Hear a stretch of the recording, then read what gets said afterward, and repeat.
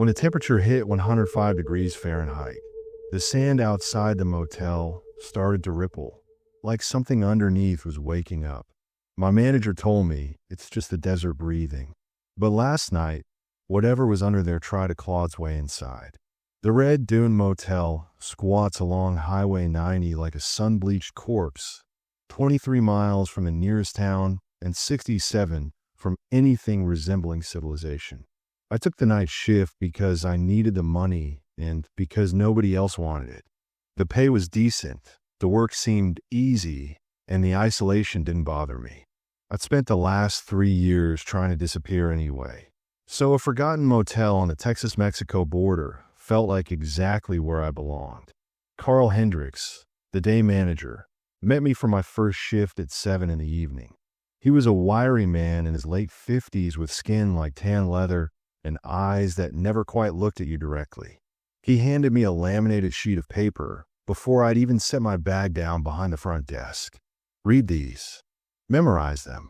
Follow them exactly," he said, tapping the sheet with a yellowed fingernail. "No exceptions, no interpretations, no second-guessing. You do what they say when they say it, and you might be fine." The sheet was titled Temperature Protocol in faded red letters. 27 rules, each one stranger than the last. I scanned them quickly, feeling a knot form in my stomach. Lock windows at 100 degrees Fahrenheit. Disable certain room keys at 102 degrees Fahrenheit. Don't open doors at 103 degrees Fahrenheit. The rules escalated with every degree, growing more urgent, more desperate. "Is this some kind of joke?" I asked, looking up at Carl. His expression didn't change. "You'll understand by midnight. Just remember, the temperature gauge above the desk is the only one that matters. Don't trust your phone.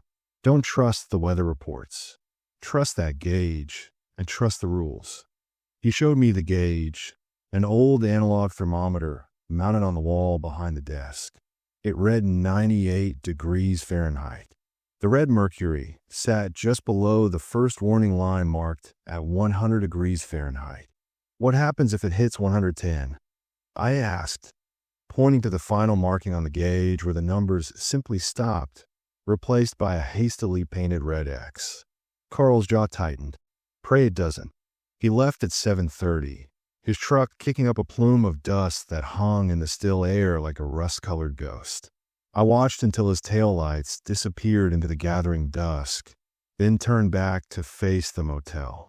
12 rooms stretched in a straight line, their doors painted a faded turquoise that had probably been cheerful once. Now, they looked like mouths waiting to swallow something whole. The sun set fast in the desert. One moment there was light, the next there was darkness, so complete it felt solid.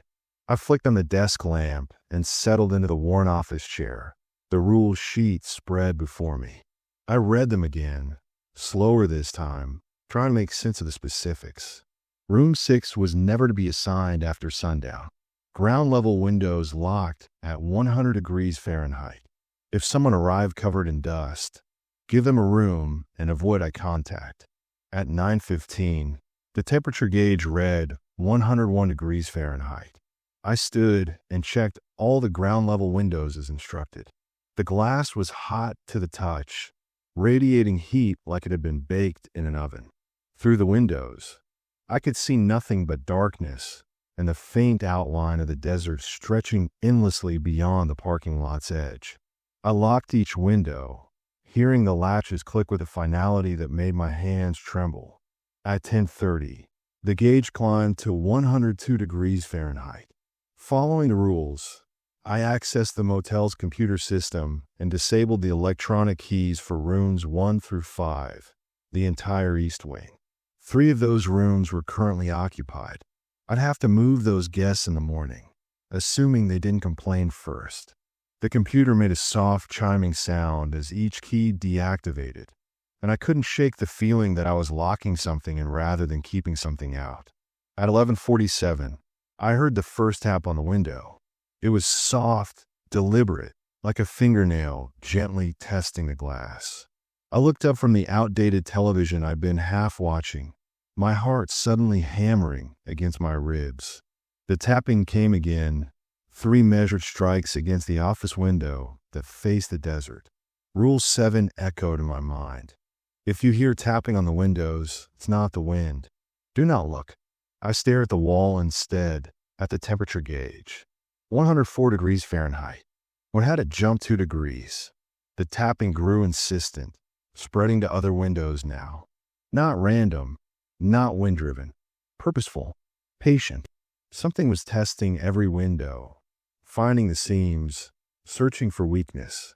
I gripped the edge of the desk, so hard my knuckles went white, forcing myself to keep my eyes forward, to not turn toward the sound. Then came a knock on room 3's door. I watched through the office window as a hand, if you could call it that, rose from beneath the door itself and knocked. Not from the outside hallway, but from below, from under the floor. 3 slow, heavy knocks that echoed across the parking lot. The sound was wrong, too deep, like stone striking stone. The door to room 3 opened, and a middle-aged man in a stained white undershirt stumbled out, his face pale even in the dim light. He ran toward the office, his bare feet slapping against the hot concrete. I met him at the door, remembering Rule 8 just in time. "There's something under my floor," he gasped, his chest heaving. Something was knocking, scratching. I heard voices. "Room 9, I said, my voice steadier than I felt. "I'm moving you to room 9. Grab your things." "What the hell is going on? What's under there?" "Room 9, I repeated, handing him a new key card. "Please, just trust me." He stared at me for a long moment, then nodded and hurried back to collect his belongings. I watched him move to room 9, his movements jerky with fear. As he closed the door behind him, I turned back to look at the gauge. 105 degrees Fahrenheit. The sand outside began to move. It started as a shimmer, like heat waves rising from summer asphalt, but the night was fully dark now. There should have been no heat shimmer.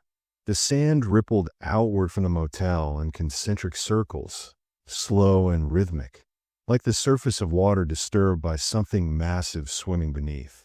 I stood frozen at the window, Rule 6 screaming in my mind, even as I violated it by watching. The ripples grew larger, more violent.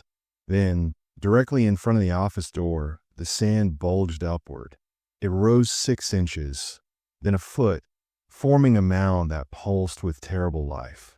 Something was pushing up from below, testing the surface, feeling for the boundary between buried and free. My name drifted through the door, whispered in a voice that sounded like sand sliding over dry bone. "Jordan." My blood turned to ice. How to know my name? I hadn't told anyone, hadn't registered anywhere. I'd been here less than 12 hours. "Jordan, less up, let's breathe." The mound grew higher, and I could see the shape now, human but wrong. Too thin, too compressed, like a person who'd been flattened and folded and pressed into the earth for so long they'd forgotten what shape they were supposed to be. I backed away from the door, my hand fumbling for my phone. No signal. Of course there was no signal. Carl had warned me, but I'd thought he was exaggerating. I was alone out here with nothing but the rules and whatever was waking up in the sand. The temperature gauge hit 106 degrees Fahrenheit, and the needle began to vibrate. Then I saw it. The ground outside room 3, where the man had reported the knocking, was bulging upward, the concrete cracking in spiderweb patterns. The sand underneath was pushing through, grain by grain, forming fingers that scraped at the underside of the foundation.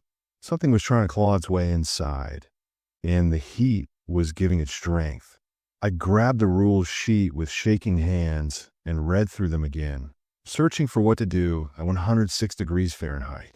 But there was no rule for 106. The protocol stopped at 105 and then jumped to the final warning at 110. I was in uncharted territory now, flying blind while something beneath the desert woke up and learned my name. The tapping on the windows had stopped. The desert was silent except for the soft hiss of sand shifting, rearranging, preparing. I looked at the gauge one more time, watching the mercury climb with agonizing slowness toward 107 degrees Fahrenheit. Whatever was buried here had been sleeping for a very long time. But the heat was waking it up, degree by degree, rule by rule. And I was beginning to understand that the Red Doom Motel wasn't just built on cursed ground. It was built as a lid, a seal, a desperate attempt to keep something down. And tonight, that seal was beginning to crack. The bulge outside room 3 split open with a sound like tearing fabric, and a hand made entirely of compacted sand reached through, its fingers spreading wide as if tasting the air for the first time in centuries. The hand was followed by an arm, then a shoulder, emerging from the earth like a terrible birth. I ran to the back office and slammed the door, my breath coming in ragged gasps. Through the small window, I could see the thing pulling itself free, sand cascading off its form as it rose to its full height. It stood motionless in the parking lot, its head tilted toward the office, toward me. Then it smiled, and its mouth was full of darkness and old bones. The temperature gauge in the back office read 107 degrees Fahrenheit and climbing.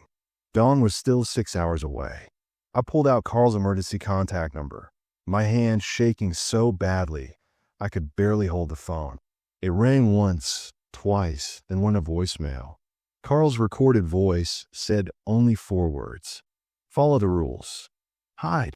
I looked down at the laminated sheet still clutched in my other hand, and for the first time, I noticed something I'd missed before. At the very bottom, written in pencil so faint it was almost invisible, were 3 words that made my stomach drop. They remember everything. The thing outside room 3 hadn't moved in 20 minutes. It just stood there, impossibly still, its sand-formed body silhouetted against the darkness like a statue waiting to be given purpose. I watched it from the back office window, afraid to blink, afraid that any break in my attention would be the moment it decided to move. At 2:13 a.m., a pair of headlights appeared on the highway, growing larger as they approached. A battered sedan turned into the motel parking lot, its engine knocking like a dying heart. The car stopped near the office, and the driver's door opened slowly, reluctantly, as if the person inside was afraid of what awaited them. A woman stepped out. She was covered in dust from head to toe, her hair gray with it, her clothes stiff with layers of dried sediment. Even her face was caked, turning her features into a primitive mask. She stood beside her car for a moment, swaying slightly, then walked toward the office with careful, measured steps. Rule 10 flashed in my mind. If a guest arrives covered in dust from head to toe, ask no questions. Give them a room and avoid eye contact. I forced myself to return to the front desk, my legs weak, my mouth dry. The temperature gauge read 105 degrees Fahrenheit, had dropped 1 degree since the thing had emerged. I didn't know if that was good or bad. The woman pushed through the office door, and a cloud of fine dust followed her inside, settling on the counter like pale snow. Room, she whispered, her voice crackling like old paper. I need a room. I kept my eyes on the computer screen, not looking directly at her, and pulled up the reservation system. My fingers fumbled on the keys. How many nights? Just 1. She leaned closer, and I could smell her now. Old earth, sun-baked clay, something ancient and wrong. Is it here? The heat. Is it here? I nodded slowly, still not looking up. It's 105 degrees. She made a sound that might have been a sob or a laugh. Then I'm too late. It's already started. I slid a key card across the counter for room 11, one of the few rooms still active. Checkout is at 10 a.m. Her dust-caked hand reached out and grabbed my wrist.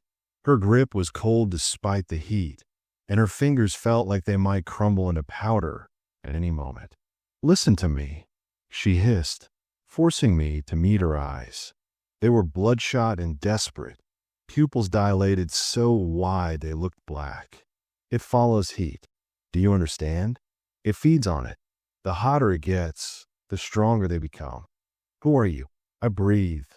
unable to look away now. I was a guest here. 3 years ago, I broke the rules. She released my wrist, leaving a perfect handprint of dust on my skin. I turned on the exterior lights during a heat spike. I thought it would help, thought I could see what was out there. But the lights only made it worse. They came right to me. Who came? She shook her head, dust falling from her hair like snow. The buried ones. The heat-born. Whatever you want to call them. They've been under the sand since 1834, since the mission collapsed, since the earth swallowed 300 people alive. The heat wakes them, reminds them they were once human, reminds them what was taken from them. Rule 11 suddenly made terrible sense. If they request to leave before sunrise, don't let them. It's safer for everyone. Why did you come back? I asked. Because I'm turning into one of them, she whispered. And when she opened her mouth wider, I saw that her tongue was beginning to crystallize, tiny granules of sand forming at its edges. The dust gets inside you, works its way through blood. Eventually, you become part of the desert, part of what's buried. I came back because this is where it started, and this is where I'll end. She turned and walked toward room 11, her footsteps leaving perfect impressions of dust on the floor. I watched her go, my heart thundering, then looked down at the handprint on my wrist. The dust was already seeping into my pores, disappearing beneath my skin. At 3:47 a.m., Carl's truck appeared in the parking lot. He got out quickly, glancing nervously at the sand figure that still stood motionless near room 3, and hurried into the office.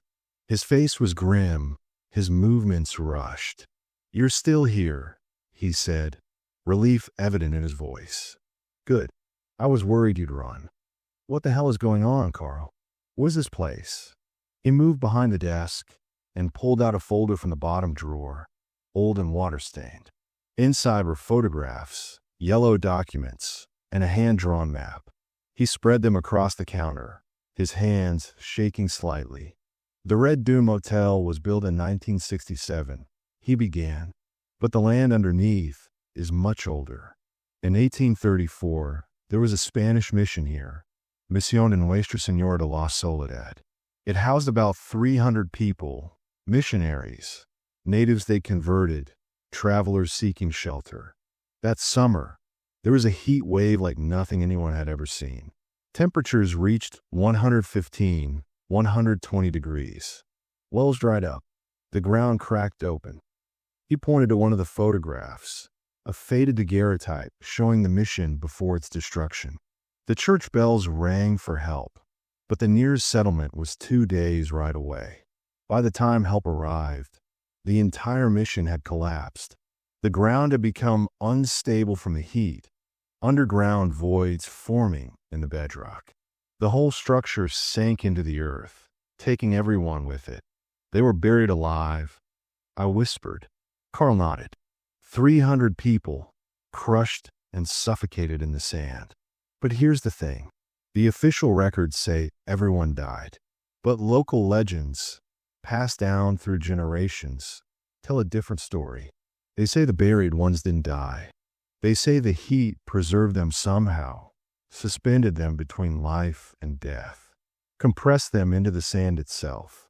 He pulled out another document, this one more recent, a geological survey from 1966. When they did the excavation for this motel, they found the mission about 15 feet down.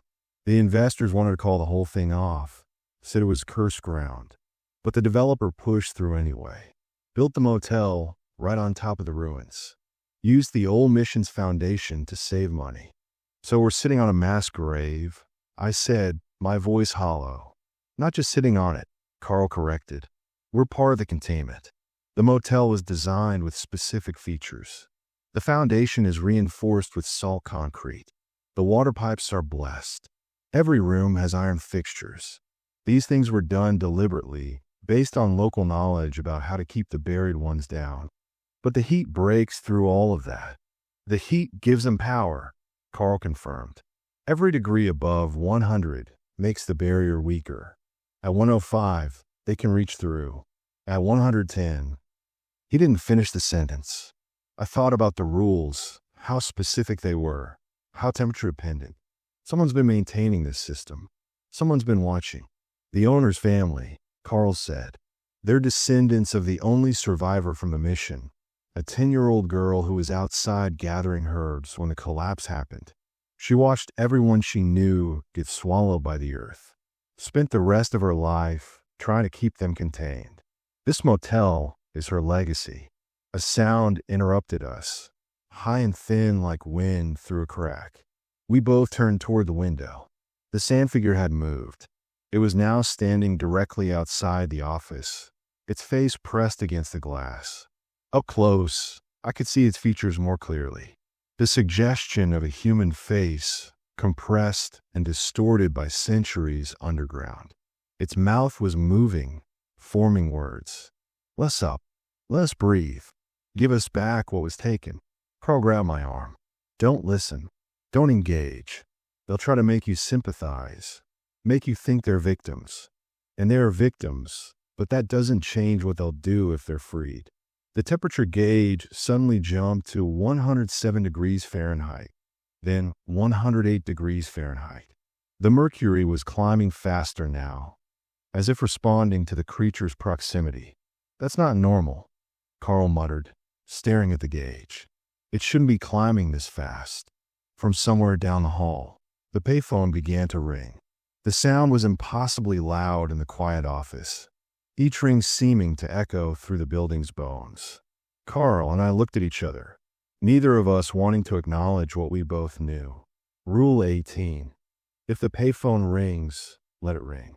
It only connects to the dead. The phone rang 7 times, then stopped. In the silence that followed, I heard something else. Footsteps, multiple sets, walking through the rooms above us. But the Red Dune Motel was single-story. There was nothing above us except roof and sky. Carl's face went pale. They're in the walls, in the ceiling spaces. They've breached the interior. He ran to the back office and returned with 2 thermoses. "Cold water," he said, pressing one into my hands. Rule 14. They move slower in the cold. If one gets inside, throw this on them. It won't kill them, but it'll give you time to run. "Run where?" I demanded. "We're 60 miles from anywhere." "The laundry room," Carl said, pointing down the hall. "It's the only room with running water on 3 sides. They avoid flowing water. It reminds them of drowning, of suffocation. If things get bad, that's where you go." A sound like tearing fabric came from room 6, followed by a scream. The guest in room 9, the man I'd moved from room 3, had his face pressed against his window, his mouth open in a silent wail. Behind him, I could see the floor of his room buckling upward, sand pouring through the cracks like a living thing. The temperature hit 108 degrees Fahrenheit, and every light in the motel flickered once, twice, then dimmed to a sickly yellow. The sand figure outside the office window smiled wider, and I realized I could see through it now, its form becoming more translucent, more fluid. It was learning, adapting, growing stronger with every degree. Carl picked up the office phone and dialed the number from memory. It rang for a long time before someone answered. I could hear a voice on the other end, sharp and commanding. "It's happening," Carl said simply. "The highest spike we've ever recorded. We're at 108 and climbing." He listened for a moment, his face growing more tense. "No, we can't evacuate. Too many of them are already active. The roads aren't safe." He hung up and looked at me with something like pity. "We're locked in for the night. The family is sending a specialist, but they won't arrive until dawn. We have to hold until then." "Hold against what?" I asked, my voice rising. "Those things are coming through the floor. The walls. They're everywhere." As if in response, the payphone rang again. This time, the caller ID display flickered to life, showing 3 words that made no sense. "Room 6. But room 6 was empty. Had been empty for weeks, according to the registry. I checked it myself during my first shift, seeing the dust on the furniture, the stale smell of abandonment. Carl stared at the phone, his jaw clenched. "Don't answer it." The ringing continued, insistent, demanding. On the seventh ring, the phone stopped. The silence lasted exactly 3 seconds. Then every phone in every room began ringing at once, a cacophony of electronic screams that echoed through the building. The guests started emerging from their rooms, confused and frightened, asking what was happening, why they couldn't leave, who was calling. I looked at Carl, at the temperature gauge now reading 108.5 degrees Fahrenheit, at the sand figures multiplying in the parking lot, rising from the earth like pale flowers blooming in reverse. There were 7 of them now, all standing perfectly still, all facing the motel. "Tell me the truth," I said quietly. "What are they really after?" Carl's expression was haunted. "Recognition," he said. "They want the world to know they existed, that they died, that their graves were built over, paved over, forgotten. They want justice for being erased. And if they get it." He didn't answer. He didn't have to. I could see it in his eyes, in the way his hands trembled as he gripped the counter. If the buried ones got what they wanted, if they were freed from the sand and allowed to speak their truth, the only language they remembered was violence. The temperature gauge hit 109 degrees Fahrenheit, and somewhere beneath the motel, something massive began to shift. The floor trembled. Dust rained from the ceiling. And in the desert darkness, more figures were rising, dozens of them, hundreds perhaps, all waking at once. The heat had found them, and they were coming home. The trembling started in the foundation and worked its way up through the walls like a slow earthquake.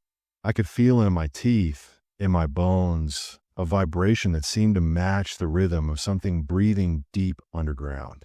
The temperature gauge hit 109 degrees Fahrenheit, and the needle stopped climbing, stuck there as if the thermometer itself was afraid to register what came next. Carl had barricaded the office door with a desk, though we both knew it wouldn't matter. If the buried ones wanted inside, they'd come through the floor, the walls, the ceiling. They'd seep through every crack and crevice like sand in an hourglass, patient and inevitable. The guests had gathered in the parking lot despite our warnings, preferring the open air to the confines of their rooms. I counted 8 people total, all of them watching the desert with wide, frightened eyes. The woman from room 11, still covered in her dust shroud, stood apart from the others. She was staring at her hands, watching as more of her skin took on that granular, crystalline quality. At 4:23 a.m., I noticed the first car was missing. "The couple in room 4, I said to Carl. "They're gone. Their car is not in the lot anymore." Carl's face went gray. When did they leave?" I pulled up the electronic log. Their door was opened at 3:52 a.m. I was in the back office. I didn't see them go. "Christ," Carl muttered, moving to the window. "How far could they have gotten?" 20 minutes, maybe 25. Why does it matter?" He grabbed his keys and a handheld radio from the desk. "Because Rule 24, if you see footprints leading into the desert, never follow them. And if someone tries to leave during a heat spike," he didn't finish, but he didn't need to. I understood. The buried ones didn't just stay near the motel. They were in the sand everywhere, sleeping under every dune, waiting under every stretch of highway. Carl's radio crackled to life, emitting a burst of static followed by a voice, distant and distorted. "Help, please. Anyone. We're stuck. The road is gone. There's something coming out of the sand." The transmission cut off into screaming. Carl threw the radio against the wall, and it shattered into pieces. His hands were shaking, his breathing ragged. I told everyone who took this job, never let them leave. Never. "We have to help them," I said, reaching for my jacket. "Help them how?" Carl snapped, whirling on me. "Drive out there and get taken too?" "They're already gone, Jordan. The moment they left the motel's boundary, they were gone." A knock on the office door made us both jump. Not the heavy, stone-on-stone knock of the things from underneath. This was human, desperate, rapid fire. I moved the desk enough to crack the door open and found the man from room 9 standing there, his eyes wild with panic. "My room," he gasped. "There's sand everywhere. It's coming up through the floor, through the sink drain, through the goddamn electrical outlets. The whole room is filling with it. Get to the laundry room," I told him, remembering Carl's earlier instructions. "Down the hall, last door on the left. Lock yourself inside and turn on all the faucets. The running water will keep them back." He nodded and ran, his bare feet slapping against the concrete. I watched him go, then turned back to the parking lot. The sand figures had moved closer now, forming a loose circle around the motel. They stood at precise intervals, like markers at a ritual site, their heads all tilted at the same unnatural angle. The woman from room 11 walked toward them. She moved with the jerky, uncertain gait of someone whose body was no longer entirely under their control. The other guests called out to her, warning her to come back, but she didn't respond. She walked until she stood face to face with the nearest sand figure, then stopped. For a long moment, they simply looked at each other. Then the woman opened her mouth, and sand poured out, streaming from her lips like water from a faucet. The sand figure reached out and touched her face, and where its fingers made contact, her skin rippled and dissolved, becoming more dust, more desert, more nothing. She was being unmade, returned to the sand that had infected her. I wanted to look away, but couldn't, transfixed by the horror of her transformation. Her legs collapsed first, crumbling into neat piles of dust that the wind immediately scattered. Then her torso, her arms, her head, all dissolving into particles that danced in the air before settling onto the ground. In less than a minute, she was gone. Nothing left but a vague, human-shaped outline in the dust, and the clothes she'd been wearing, collapsed and empty. The remaining guests fled back toward their rooms, screaming, but the doors wouldn't open. I checked the system and found every electronic lock in the motel had engaged simultaneously, trapping everyone outside. Carl and I looked at each other, both understanding what was happening. The motel itself was part of the containment, and it had decided that letting anyone inside was too dangerous now. "Override it," I said, pointing to the computer. "There has to be a master override." Carl shook his head. "The system is automated. Once it locks down, only the owner can release it. And they're 6 hours away." I ran to the door and shouted to the terrified guests. "The laundry room. The side entrance doesn't have an electronic lock. Go around the building, find the blue door. Get inside and turn on the water." They ran, and I prayed they'd make it. The sand figures watched them go, but didn't follow. They seemed focused on something else, their attention fixed on a point beneath the motel, waiting for something. At 4:47 a.m., I found the sand in the bathroom. I got to splash cold water on my face, trying to stay alert, when I noticed the sink was full. Not with water, with sand. Fine, pale sand that filled the basin to the rim and continued to pour from the faucet in a steady stream. I turned the handle to shut it off, but sand kept flowing, impossible and wrong. I backed away and heard a voice, faint and distant, coming from the drain. "Let's up. Let us breathe. We've been waiting so long." It was a child's voice, young, plaintive, confused.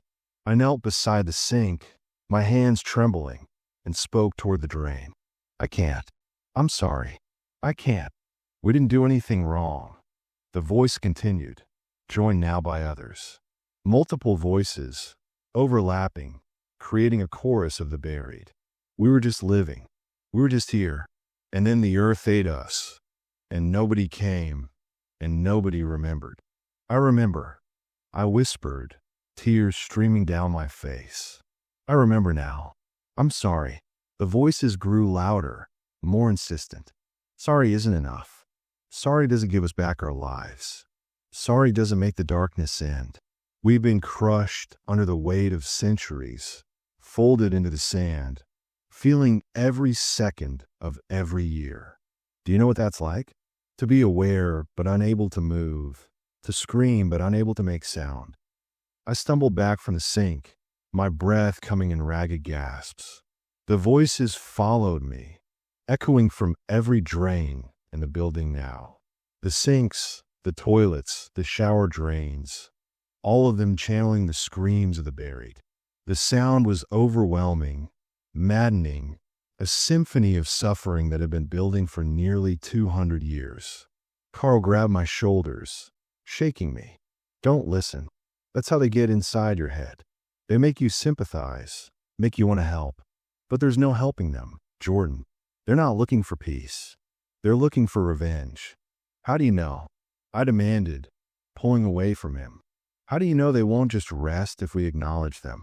Because this has happened before, Carl said quietly. In 1983, during another heat spike, the night manager thought the same thing you're thinking. She opened all the doors, broke all the rules, tried to set them free. You know what happened? They killed everyone in the motel. 12 people, torn apart and dragged underground. The manager was found 3 days later, buried up to her neck in sand, still alive but completely insane. She died in a psychiatric facility, screaming about the hands pulling her down, about the voices that never stopped whispering. He pulled out a photograph from his wallet, old and creased. It showed a woman with kind eyes and a warm smile. That was my sister. That's why I work here, why I follow the rules. Because I watched what happened when someone didn't. Before I could respond, the floor beneath us cracked with a sound like thunder. A jagged split appeared in the concrete, running from the office door to the back wall. Sand began to pour through, more than should have been possible from such a narrow opening. The sand formed patterns as it spread, deliberate shapes that looked almost like reaching hands. Carl pulled me toward the back office. We need to get to the laundry room. Now, we ran through the hallway, and I could see sand seeping under every door, creating strange patterns on the floor. In some places, the sand had formed recognizable shapes. A hand here, a face there, all of them reaching upward, trying to claw their way into existence. The laundry room door was standing open, and I could hear water running inside. The guests who'd made it had followed my instructions, turning on every faucet and filling the industrial sinks. The man from room 9 was there, along with an elderly couple from room 12 and a young woman who'd been in room 7. They huddled in the corner, as far from the door as possible. Carl and I joined them, and he immediately moved to check all the water sources. The sound of running water created a strange shield, a barrier of noise that seemed to keep the voices at bay. But I could still hear them underneath, whispering, promising, threatening. The temperature gauge mounted on the laundry room wall read 109.5 degrees Fahrenheit. We were half a degree from the unknown, from whatever happened at 110 that was so terrible it didn't have a protocol, only a warning to evacuate. How long can we stay here? The elderly woman asked, her voice shaking. Carl didn't answer immediately. He was staring at the drains, watching as sand began to collect around the edges despite the flowing water. Not long enough, he finally said. At 5:12 a.m., the screaming started. It came from somewhere outside, raw and animal and human all at once. We rushed to the small window that looked out over the parking lot and saw them. The guests who hadn't made it to the laundry room. They were still outside, and the sand figures had decided to stop waiting. The creatures moved with terrible purpose now, no longer still and observant. They surrounded the trapped guests, and where they touched human flesh, the transformation began. Skin turned to sand, bones compressed, bodies folded inward on themselves, compacting, shrinking, being pulled down into the earth like plants growing in reverse. The young woman beside me vomited into one of the sinks, her body shaking with sobs. I wanted to comfort her, but I couldn't look away from the window. Couldn't stop watching as 3 people were systematically unmade, their screams cutting off one by one as their throats filled with sand. When it was over, 3 new sand figures stood in the parking lot. Fresh, stronger. They turned toward the motel with newly formed faces, and I recognized one of them. The couple from room 7. The woman who complained about the air conditioning on her first night. Now she was one of them, her features preserved in compressed sand, her eyes hollow pits that somehow still saw. They're converting people, I breathed, making more of themselves. Carl nodded grimly. The heat gives them power, but fresh bodies give them numbers. That's why the rules exist. Every person who dies during a heat spike becomes one of them, becomes part of the buried. I thought about the registry, about Carl's comment that dozens of guests had checked out, but their cars remained in the lot. How many? I asked. Over the years, how many people have been converted? You would meet my eyes. Enough that we stopped counting. The man from room 9 was pacing now, his movements frantic. We're trapped. We're going to die here. We're going to become those things. Shut up, the elderly man snapped. Panicking doesn't help. Neither does hiding in a laundry room. The younger man's voice was rising toward hysteria. We need to run. Get to a car. Drive away from here. You saw what happened to the couple who tried that, Carl said firmly. The desert is full of them now. They're waking up everywhere. The only safe place is here, behind running water. But even as he said it, I could see the sand accumulating faster around the drains. The water was still flowing, still keeping them mostly at bay, but they were learning, adapting, finding ways through the barrier. At 5:34 a.m., something began clawing through the floor. We heard it first, a scraping sound that came from directly beneath us. Then we saw the linoleum start to buckle, tiles popping free as something underneath pushed upward. Carl grabbed a bottle of bleach from the supply shelf and poured it down the drain, hoping the chemicals would deter them. The scraping paused for a moment, then continued with renewed vigor. They're coming through, the elderly woman whimpered. God help us, they're coming through. The floor split open, and a hand emerged. Not sand this time, but something worse. It was a real hand, or had been once, mummified and preserved by the dry heat and crushing pressure of the earth. The skin was leathery and dark, stretched tight over visible bones. Fingers bent at impossible angles, broken and reset in their underground prison, reached up and grasped the edge of the hole. Then came the arm, the shoulder, the head. A face emerged from the darkness below, and it was screaming, not making sound, but frozen in an eternal scream, mouth stretched impossibly wide, eyes shriveled in their sockets, but somehow still expressing pure terror. This was what they really were, not the smooth sand figures outside. Those were just vessels, projections. These were the actual bodies, the preserved corpses of the mission's dead, animated by heat and rage and centuries of suffocating darkness. The young woman ran for the door, unable to take any more. Carl tried to stop her, but she was too fast, too panicked. She threw the door open and sprinted into the hallway. We heard her footsteps, heard her screaming, heard the moment when the screaming stopped and was replaced by a wet, tearing sound. The elderly couple held each other, praying in Spanish. The man from room 9 had gone catatonic, staring at the thing emerging from the floor with blank, shock-glazed eyes. Carl and I stood between them and the opening, armed with nothing but thermoses of cold water and the desperate hope that dawn would come before we were overwhelmed. The mummified corpse pulled itself fully through the floor and stood, its movements jerky and uncoordinated, like a puppet with tangled strings. It took one step toward us, then another. Carl threw his thermos, and the cold water splashed across its chest. The thing stumbled backward, its movements slowing as ice crystals formed on its leathery skin.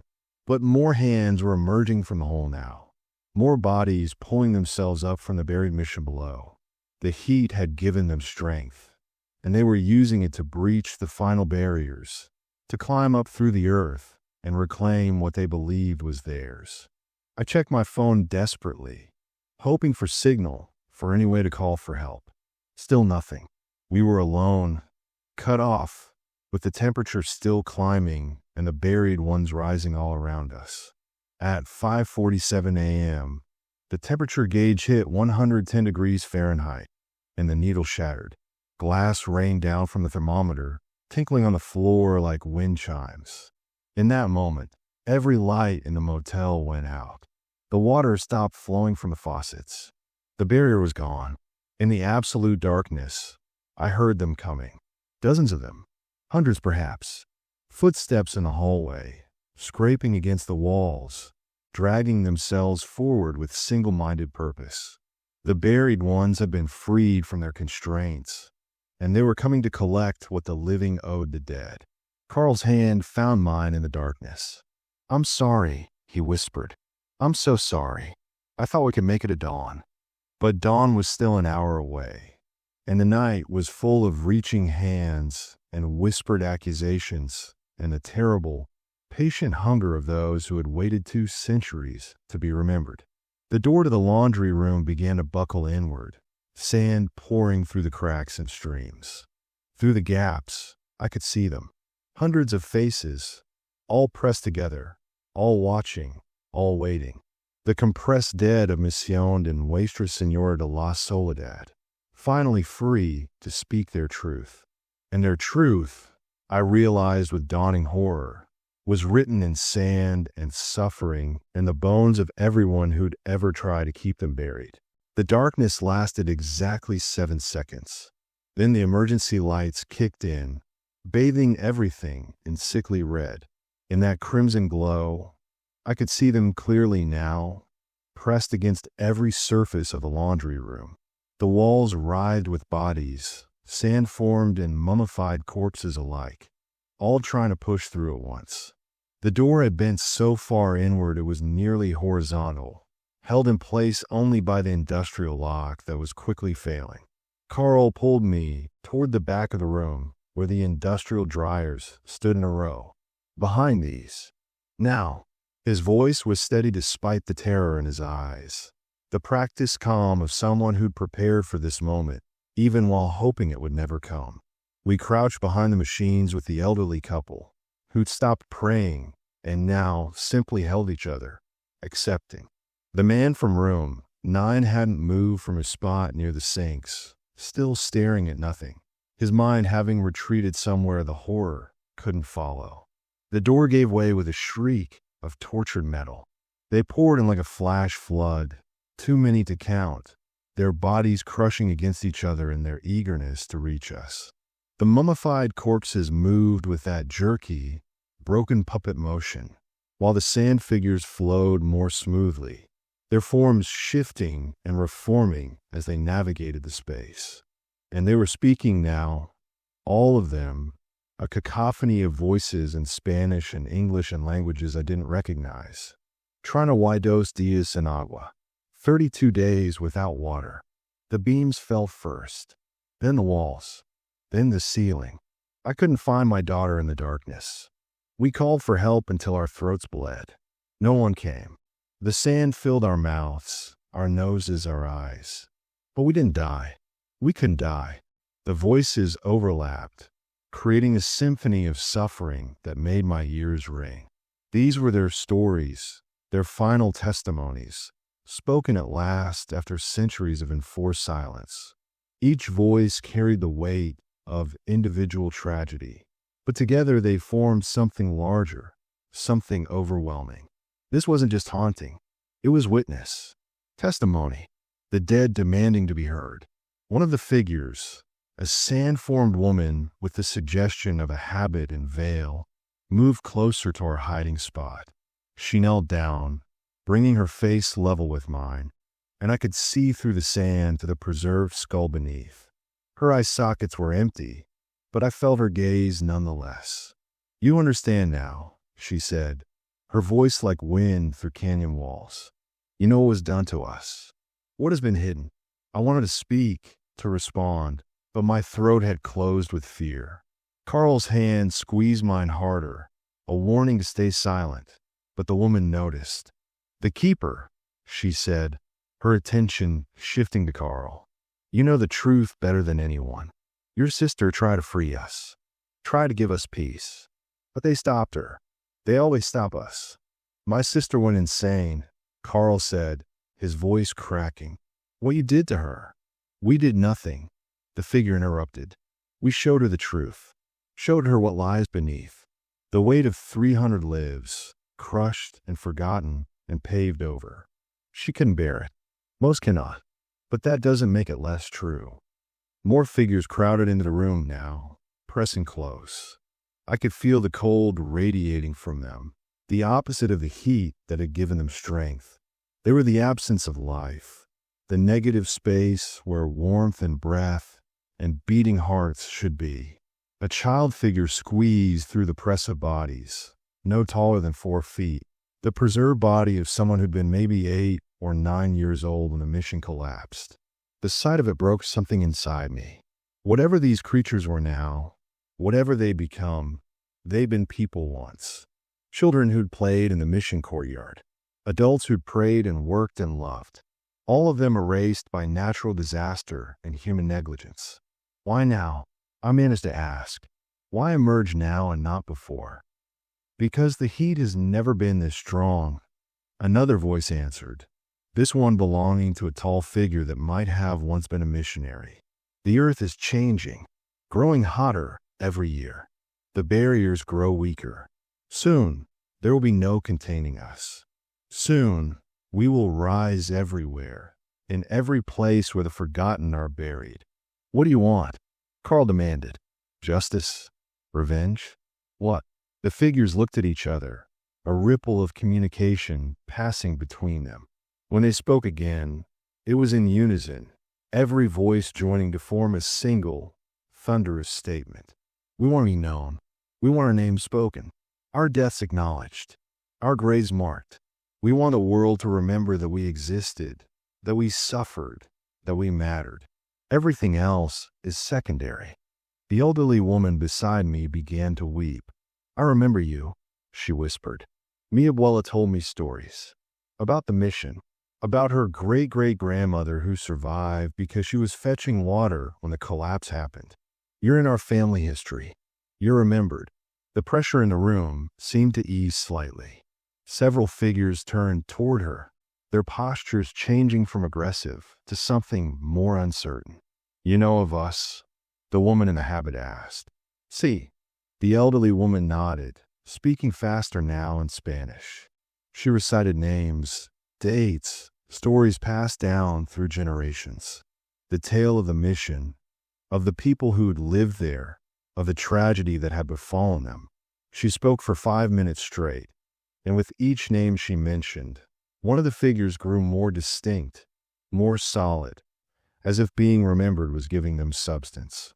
When she finished, the woman in the habit bowed her head. Gracias. Thank you for carrying our memory, for not letting us disappear completely. But the world doesn't know. Another figure interjected, anger in its voice. She knows. Her family knows. But the maps don't show the mission. The history books don't mention us. The motel above is built on our bones, and no one who stays here is told what they're sleeping above. That is the crime. That is what must be corrected. Before anyone could respond, the wall beside the dryers exploded inward, not from the buried ones breaking through, but from outside. Something massive had struck the building, cracking the concrete like an eggshell. Through the hole, I could see the parking lot, and what I saw there made my blood turn to ice. The sand was moving, all of it. The entire desert was shifting, undulating, as thousands more figures emerged. The heat spike hadn't just awakened those buried beneath the motel. It had awakened everything buried in the desert for miles around. Every grave, every forgotten death, every body that had been left to the sand over centuries of human habitation. They were all coming. Carl saw it too and grabbed my arm with bruising force. We need to evacuate. Now, the 110-degree protocol. We should have left already. You said there was no protocol for 110. I reminded him. I lied, he admitted. There is one. One last rule. If the temperature hits 110, everyone evacuates to the basement and seals the entrance. There's a bunker under the motel, built by the owner's family. It's the only place designed to survive what comes after. What comes after? He didn't answer. just pulled me toward what I thought was a supply closet in the corner of the laundry room. He kicked aside a rug, revealing a trapdoor I'd never noticed before. The lock was electronic and, miraculously, still functioning despite the power failure. He entered a code, and the door released with a hiss of pressurized air. "Everyone down," Carl ordered, gesturing to the elderly couple and the catatonic man from room 9. Now, the elderly couple moved quickly, but room 9 guy didn't respond. I had to physically lift him and guide him toward the stairs. The buried ones watched us, making no move to stop our escape. They seemed uncertain, confused by our destination. "Where does this lead?" the woman in the habit asked, her voice suspicious. "To the truth," Carl said. "To what you've been looking for." We descended into darkness, our footsteps echoing on metal stairs. The temperature dropped immediately, deliciously cool after the oppressive heat above. Emergency lights flickered on as we reached the bottom, revealing a space I hadn't known existed. It was a bunker, yes, but also a museum, a memorial. The walls were covered with photographs, documents, maps, artifacts. The entire history of Misión de Nuestra Señora de la Soledad laid out in meticulous detail. Every person who died in the collapse had a photograph, a name, a brief biography. The walls were covered with them, 300 faces staring out from sepia-toned images. In the center of the room stood a massive stone marker, engraved with every name in Spanish and English. At the base were offerings, flowers, candles, rosaries, letters. Someone had been tending this memorial, had been keeping these people's memory alive, even while building a motel above them. The buried ones came down the stairs behind us, moving slowly now, reverently. They spread through the bunker, each finding their own face among the photographs, their own name on the stone. The woman in the habit traced her name with skeletal fingers. Sister Maria Elena Cortez, 1809 to 1834. "This has been here all along," she whispered. "Below us, while we suffered above. The owner's family built it in 1968, Carl explained. They tried to make the motel into a memorial initially, but investors wouldn't fund it. So they built this instead, a secret place where families could come to remember. They've been maintaining it for 50 years, trying to honor the dead while also keeping them contained. But why contain us? Another figure demanded. Why not let us rise? Let us tell our story. Because of what you become, Carl said simply. He pointed to the elderly couple, who were reading the plaques with tears streaming down their faces. You're not wrong to want acknowledgement, but in your anger, in your pain, you've killed innocent people. My sister, the couple who fled tonight, everyone who's died during heat spikes over the years. You've become the very thing you accuse others of being. Erasers. You erase the living to make room for your grief. Silence fell over the bunker, heavy and uncomfortable. The buried ones looked at each other, at the memorial, at us. Some seemed to deflate, their forms becoming less substantial. Others grew more agitated, more solid with renewed anger. We are victims, one insisted. We have a right. You are both. I interrupted, finding my voice at last. Victims and perpetrators. Forgotten and unforgettable. The truth can hold both. The question is, what happens now? Do you keep killing until someone finally acknowledges you in the history books? Or do you accept that this memorial exists, that you are remembered, even if it's not in the way you wanted? The woman in the habit, Sister Maria Elena, turned to me. Her empty eye sockets seemed to bore into my soul. And if we accept, if we rest, what guarantee do we have that this won't be forgotten again? That in another 100 years, this bunker won't be sealed and abandoned? I looked at Carl, then at the elderly couple, then back at the sister. None, I admitted. You have no guarantee. That's the terror of death. You have to trust the living to remember you. And the living are fallible and forgetful and sometimes cruel. But look around. Someone has been remembering. Someone has kept this place alive. Sister Maria Elena was quiet for a long moment. Then she moved to the stone marker and placed her hand on it, her sand-formed fingers leaving impressions in the dust that had settled there. "My name," she said softly. I had forgotten my name. I was sister, I was teacher, I was buried. But I had forgotten I was Maria Elena. Other figures moved forward, each finding their name, speaking it aloud like a prayer or an incantation. The sound filled the bunker. 300 names spoken simultaneously, a choir of the remembered dead. Then the ceiling began to shake. Dust rained down, and through the ventilation shafts, I could hear a sound like approaching thunder. The temperature gauge on the bunker wall was climbing again, impossibly. 111 degrees Fahrenheit, 112 degrees Fahrenheit, 113 degrees Fahrenheit. What's happening? I shouted over the growing noise. Carl's face had gone pale. The others, the thousands outside, they're not content with private memorial. They want public acknowledgement. They're going to bring the entire motel down, expose the bunker, force the world to see. The bunker's metal door began to glow red with heat. Whatever was happening above was generating temperatures that shouldn't exist, that couldn't exist. The buried ones in the bunker with us looked up, and I saw something like fear in their movements. "Stop them," Sister Maria Elena said urgently. "Please, if they do this, if they destroy everything, they'll prove the living right to fear us, to bury us again." "How?" I demanded. "How do we stop thousands of angry dead?" She looked at the memorial wall, at the photographs and names, and carefully preserved history. "Give us what we want.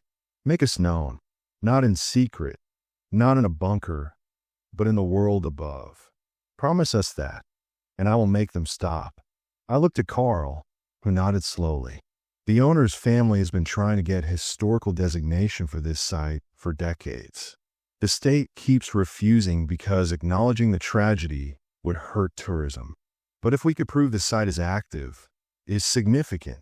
He pulled out his phone, miraculously finding a single bar of signal this deep underground. "I can make a call. Get media here. Historians. Make this impossible to ignore." "Do it," I said.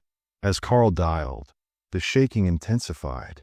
Part of the ceiling collapsed, revealing not the motel above but the desert sky, now lightening with approaching dawn.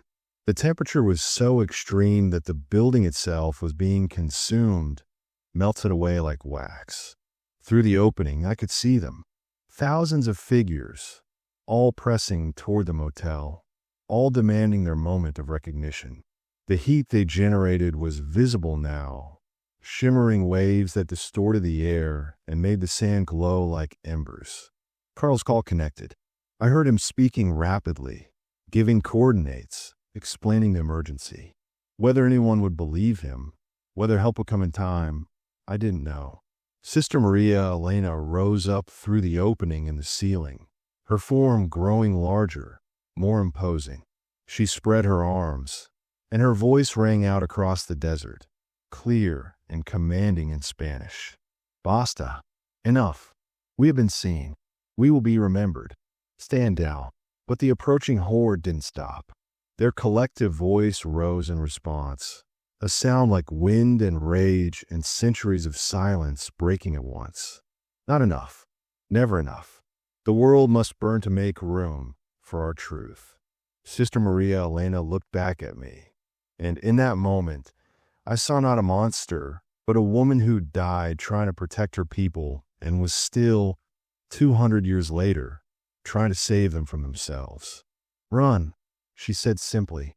"When dawn breaks, run and don't look back." The temperature gauge hit 115 degrees Fahrenheit and exploded in a shower of glass and mercury. Above us, the entire motel began to collapse inward, pulled down by the weight of the waking dead, by the heat that had finally given them the strength to claim what they'd been denied. Carl grabbed my hand and pulled me toward an emergency exit I hadn't noticed before, a tunnel that led away from the bunker. The elderly couple followed, and we dragged the man from room 9 between us. Behind us, I could hear the buried ones rising, not to chase but to bear witness, to stand in the ruins and finally be seen. We ran through the tunnel as the world above collapsed. We ran as the temperature climbed to impossible heights. We ran as the desert itself seemed to catch fire, the heat so intense it created its own weather, its own reality. When we emerged half a mile from the motel, the sun was just cresting the horizon. We turned back to look, and what we saw would stay with me forever. The Red Dune Motel was gone, swallowed by the sand and the heat and the thousands of risen dead who now stood in its place. They formed a massive circle around the collapsed site, all facing outward, all visible in the growing light. A monument of bodies, an impossible sight that no one could explain away or ignore. Carl's phone rang. The media, the historians, the state officials, they were coming. Everyone was coming, because word had already spread on social media. Tourists with telephoto lenses had captured images of the gathered dead, and the world was finally, impossibly, paying attention. The buried ones were being seen, being known, being remembered. But as the sun rose higher and the temperature began to drop, I noticed something that made my blood run cold. The figures weren't disappearing. They weren't fading back into the sand. They were staying solid and present, free by the extreme heat and now sustained by something else. Recognition. Witness. The very thing they'd sought had given them the power to remain. Sister Maria Elena stood at the center of the circle, her face turned toward us. Even from this distance, I could see her smile. It wasn't comforting. It was the smile of someone who had won a long-fought battle and was now considering what came next. The temperature gauge on my phone read 92 degrees Fahrenheit and dropping. But the figures didn't move. They'd broken through the heat barrier, escaped their underground prison, and they had no intention of going back. Carl stared at the scene, his face blank with shock. "God help us," he whispered. "We didn't save anyone. We just let them out." The evacuation started at dawn and didn't stop for 3 days. The National Guard arrived first, then FEMA, then representatives from a dozen federal agencies that no one had heard of. They established a perimeter 5 miles around what had been the Red Dune Motel, keeping media and curious onlookers at a distance. But they couldn't keep the satellite images from spreading online, couldn't stop the aerial footage taken by news helicopters before the no-fly zone was established. The world had seen thousands of figures standing motionless in the desert, arranged in perfect circles around the collapsed motel. Human-shaped but wrong, clearly not alive but undeniably present. By the second day, the footage had been viewed 2 billion times. By the third day, scientists and theologians and conspiracy theorists were all fighting to control the narrative.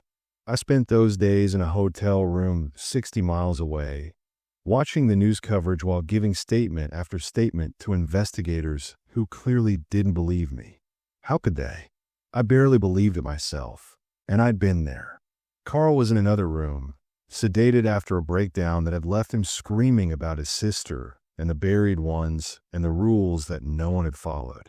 The elderly couple from the motel had been released after questioning, their family taking them back to Mexico. The man from room 9 was in a psychiatric facility, catatonic and unresponsive. Of the other guests who'd been at the motel that night, 3 were confirmed dead, found buried in the sand with expressions of absolute terror frozen on their faces.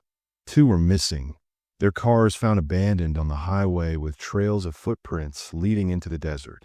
On the 4th day, I received a visitor, a woman in her 70s, impeccably dressed, with steel gray hair and eyes that seemed to carry the weight of generations. She introduced herself as Elena Cortez Martinez, the owner of the Red Dune Motel and the direct descendant of the girl who'd survived the mission collapse in 1834. "Walk with me," she said, and it wasn't a request. We walked through the hotel grounds in silence for several minutes before she spoke again. "My family has been keeping this secret for nearly 200 years, maintaining the memorial, following the protocols, trying to honor the dead while also protecting the living. And in one night, you and Carl managed to undo all of it. We were trying to survive, I said defensively.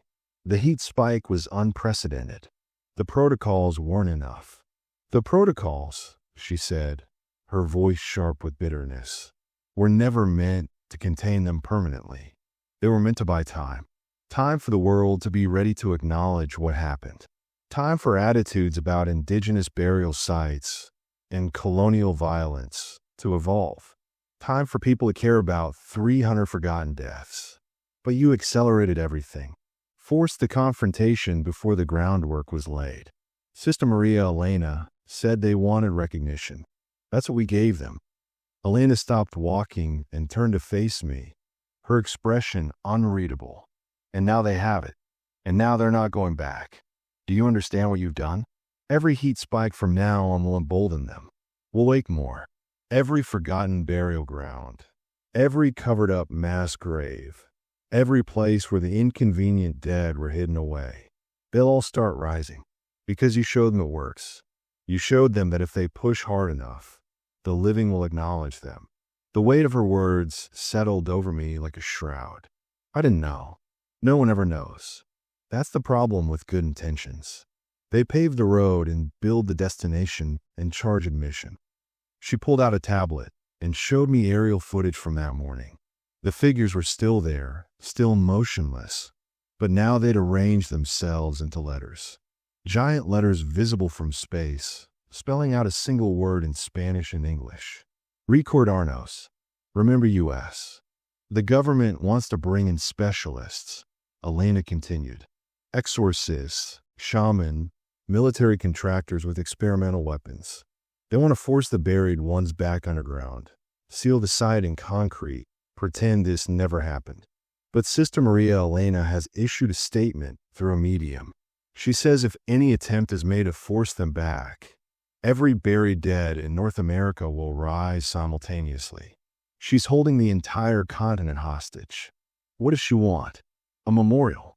A real one. Official recognition of the mission, the massacre, the cover-up, historical markers, museum exhibits, academic studies. She wants the truth taught in schools, acknowledged in textbooks. She wants the dead to matter as much as the living. And she has the power now to make that demand. Elena's expression softened slightly. Here's what I need you to understand, Jordan. What happened at the motel wasn't a failure of the protocols. It was an inevitability. Climate change is making heat spikes more common, more extreme. The buried ones have been growing stronger every year. And eventually, they would have broken through with or without your help. You just happened to be there when the seal finally cracked. So what happens now? Now we negotiate. The government will eventually agree to Sister Maria Elena's terms because they have no other choice. Memorials will be built. History will be rewritten. And the buried ones will return to the sand, satisfied that they're finally remembered. That's the best case scenario. And the worst case, Elena's eyes grew distant. The worst case is that once they have a memorial, they decide it's not enough. That being remembered isn't the same as being alive. And they start demanding resurrection, start dragging the living down to replace what was taken from them. An eye for an eye. 300 lives for 300 lives. And there will be nothing we can do to stop them because we've already acknowledged their claim, validated their grievance. She handed me a business card with nothing but a phone number printed on it. My family is forming a new organization, a task force to deal with what comes next. The Heatborn aren't the only buried dead in this country, and they won't be the last to rise. We need people who understand the rules, who faced them and survived. We need you. I just want to forget this ever happened, I said quietly. You can't. None of us can. The moment Sister Maria Elena spoke your name in the desert, you became part of this. The buried ones recognize you now. And in future heat spikes, in future risings, they'll call to you. Use you. You're marked, Jordan. The only question is whether you'll use that connection to help or hide. She walked away before I could respond, leaving me standing in the morning sun with a business card and a weight on my soul that I knew would never lift. I returned to my hotel room and turned on the news. A press conference was starting, government officials standing behind a podium announcing their decision.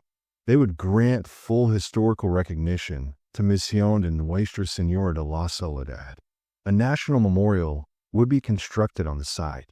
Full archaeological excavation would begin immediately. Academic research would be funded. The truth would finally be told. On split screen, aerial footage showed the figures in the desert beginning to move. They weren't attacking or advancing. They were simply walking back to where the motel had been, descending into the sand one by one, returning to the earth now that their demands had been met. Within an hour, all of them had disappeared except for one. Sister Maria Elena remained. She stood at the center of the collapsed site, her face turned toward the camera, as if she could see through the lens to everyone watching. Then she spoke. Her voice carried somehow through the desert air, picked up by microphones miles away, clear and undeniable. We are remembered. We are known. We are satisfied. But others are not. Others who lie beneath parking lots and shopping malls, beneath highways and housing developments, beneath every place where the living have paved over the dead. They are listening. They are learning. And when the heat comes for them, they will rise as we did. This is not a threat. This is a promise. The forgotten will not stay forgotten. The buried will not stay buried.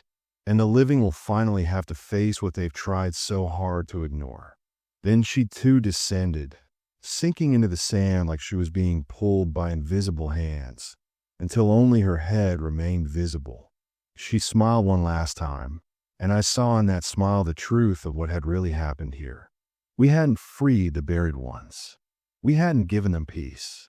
We'd given them a blueprint, a strategy, a weapon to use against every society that had ever tried to erase its inconvenient dead. The screen went dark as the camera was shut down by authorities. But the message had already spread. By evening, there were reports from 17 other locations across the Southwest. Historical burial sites experiencing unusual seismic activity. Temperatures spiking for no meteorological reason. Sand beginning to shift and ripple over ground that should have been stable. The buried ones are talking to each other, teaching each other, preparing for the next heat wave, the next uprising, the next chance to be seen. I looked at Elena's business card, at the phone number that represented a choice I wasn't ready to make. Did I want to spend my life dealing with the risen dead, trying to mediate between the buried and the living? Part of me wanted to run, to change my name and disappear into some northern city where the heat never got high enough to wake the sleeping dead. But Sister Maria Elena had spoken my name, had marked me, and in the weeks that followed, I began to understand what that meant. When the temperature rose above 90 degrees, I heard whispers. When it hit 100, I saw shapes in the sand, even though I was nowhere near a desert. When it reached 105, I felt hands on my ankles, pulling downward, trying to drag me into earth that wasn't there. The mark wasn't visible. There was no scar, no brand, no obvious sign. But I could feel it in my bones, in a way heat affected me differently now. I didn't sweat like normal people. Instead, fine grains of sand would appear on my skin, materializing from nothing, collecting in the creases of my palms and the corners of my eyes. I tried to ignore it, try to live a normal life. I moved to Seattle, about as far from Texas heat as I could get while staying in the continental United States. Found a job at a bookstore, rented a small apartment with good air conditioning. For 3 months, I almost convinced myself it was over. Then summer came to the Pacific Northwest, a heat wave unprecedented in the region's history. Temperatures climbed to 110 degrees Fahrenheit, shattering records, killing hundreds of unprepared people. And the buried ones began to wake here too. Seattle was built on filled dirt, on flattened hills and buried streams. Beneath the modern city lay older settlements, indigenous burial grounds that had been paved over during the city's rapid expansion. The heat found them, woke them, and they remembered being forgotten just as clearly as the mission dead had. I was working the afternoon shift when I heard my name whispered through the bookstore's ventilation system. "Jordan, they're waking. You have to help us. You have to tell them the rules." I ran from the store, from the city, drove north toward the Canadian border with no plan except to get away. But the whispers followed me, growing louder with each mile, until they weren't whispers anymore but screams. Hundreds of voices, thousands maybe, all calling my name, all demanding I acknowledge them, help them, remember them. I pulled over on an empty stretch of highway and called the number on Elena's card. She answered on the first ring. "You're hearing them," she said. "Not a question, a statement. How do I make it stop?" You don't. You learn to live with it. Or you help us build the framework to prevent what happened at the motel from happening everywhere else. Those are your only options. I sat in my car on the side of the road, feeling the heat radiating from the pavement, hearing the voices calling from beneath the earth. Sister Maria Elena had been right. This wasn't over. It was just beginning, and I was going to be part of it whether I wanted to or not. "What do you need me to do?" I finally asked. "Come to Phoenix.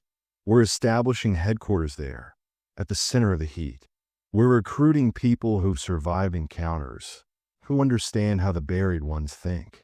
We're developing new protocols, new ways to honor the dead while protecting the living. It's not glamorous work, and the pay is terrible, but it matters. More than anything else you'll ever do, it matters."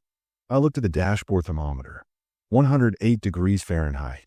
Through my windshield, I could see the pavement beginning to ripple, could see the faint outlines of figures forming in the heat shimmer, preparing to rise.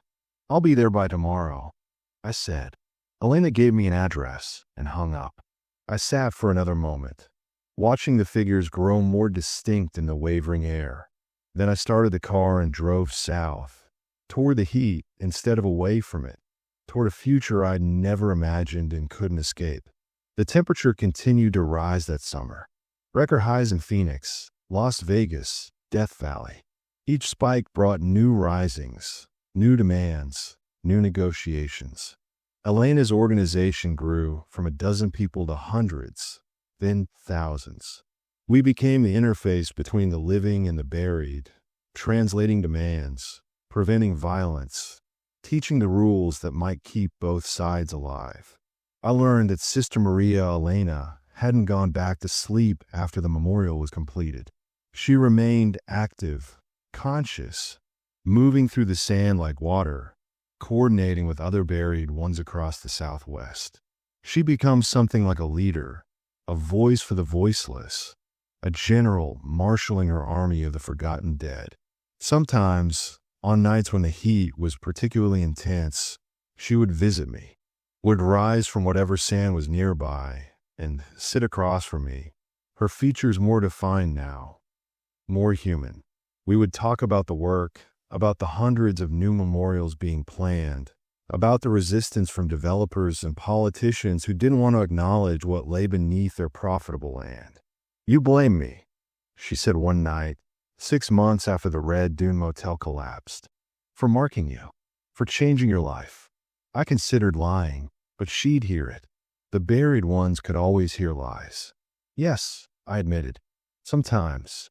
I had a normal life before the motel, before you, and we had lives before we were buried," she replied. "Before we were forgotten, before the world decided we didn't matter enough to remember. Is your inconvenience truly equal to our erasure?" She was right, and I hated that she was right. What happens when you've achieved everything you wanted? When every buried dead has a memorial? When every forgotten death is acknowledged? Will you finally rest? Sister Maria Elena was quiet for a long time. When she spoke again, her voice was softer, sadder. "I don't know if we can. Being remembered has given us strength, kept us conscious when we should have dissolved back into mindless sand. But consciousness is a curse as much as a blessing. Now we feel time passing, feel our isolation, feel the weight of centuries with perfect clarity. Some of my people are beginning to wish for oblivion instead of eternity. But we don't know how to let go anymore. The heat has made us permanent. There has to be a way, I said. Some ritual, some process to help you find peace. Perhaps, she said. That's the next chapter, I suppose. First recognition, then remembrance, then release. But that's work for the living. The dead can only make demands. It's up to you to find solutions. She sank back into the sand, leaving me alone with that responsibility. And I realized that was the real horror of what had happened to the Red Dune Motel. Not the rising of the buried dead, not the heat that gave them power, but the recognition that once the dead were acknowledged, once they were remembered and given voice, the living became responsible for their continued existence, for their suffering, for finding a way to grant them the peace they deserved. It was a debt that could never be fully repaid, a weight that would be carried by every generation from now until the sun finally burned out and took all the heat with it. I returned to my apartment that night and found sand on my pillow. Not a lot, just enough to leave a message when I smoothed it out. 3 words written in precise grains. You are ours. Not a threat, a statement of fact. I belong to the buried ones now, just as surely as they belong to the earth. The mark Sister Maria Elena had given me wasn't just a curse or a gift. It was a binding, a contract written in sand and heat and the desperate need of the forgotten to be known. I brushed the sand away and lay down to sleep, knowing I would dream of the mission, of the moment when the ground opened up and swallowed 300 lives, of the darkness and the crushing weight and the terrible, endless awareness that came after. I dreamed their deaths every night now, lived their suffering in 8-hour installments, and woke each morning more tired than when I'd laid down. This was my life now. This was the price of survival. This was what it meant to be marked by the heat-born. And somewhere deep in the Texas desert, beneath the construction site where a national memorial was slowly taking shape, Sister Maria Elena smiled. Because she'd won. Not just recognition or remembrance, but immortality. As long as people told the story of the Red Dune Motel, as long as they whispered about the night the buried ones rose, she and her people would never truly be forgotten. They had achieved exactly what they demanded, and the living would pay the cost forever. The temperature gauge on my wall read 92 degrees Fahrenheit. Still safe, still manageable, but summer was just beginning, and the forecast predicted the hottest year on record. When a mercury climbed above 100 degrees, I would hear them again. All of them. Every buried dead from coast to coast, calling my name, making their demands, reminding me that the earth was full of the forgotten and the heat was waking them all. I stood at my window and looked out at the Phoenix skyline, at the heat shimmer rising from the asphalt, at the shapes that formed and reformed in the wavering air. The buried ones were always there now, just beneath the surface, waiting for their moment, waiting for the next heat spike, waiting to be remembered. And I would be there too when they rose. Not because I wanted to be, not because I chose this path, but because Sister Maria Elena had spoken my name in the desert, and the buried ones never forgot. Never. The sand on my skin glittered in the afternoon light, each grain a tiny reminder of what I'd become. Part living, part marked, part belonging to the heat and the earth and the endless patience of the dead. I was Jordan Reeves. I survived the Red Dune Motel, and I would spend the rest of my life making sure that what happened there never happened again, while also ensuring that every forgotten dead got the recognition they deserved. It was impossible work, contradictory work that would probably destroy me in the end. But it was mine, and in a world where the heat was rising and the buried ones were waking, someone had to do it. The temperature climbed to 95 degrees Fahrenheit. The whispers began again, and I picked up my phone to report another rising, another demand, another chapter in the endless negotiation between the living and the dead. This was my life now. This was what the heat awakened, and there would be no going back to who I was before the night The sand began to move. The end.